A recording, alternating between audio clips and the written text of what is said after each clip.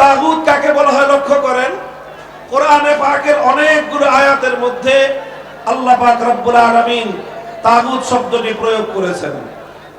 قد تبين الرشد من الغي فمن يكفر بالطاغوت ويؤمن بالله فقد استمسك بالعروة الوثقى।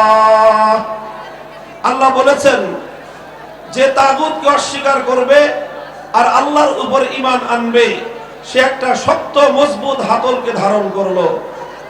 অন্য আয়াতে আমার আল্লাহ বলেছেন আল্লাযীনা আমানু ইউকাতিলুনা ফি সাবিলিল্লাহ ওয়াল্লাযীনা কাফারু ইউকাতিলুনা ফি সাবিলিত তাগুত।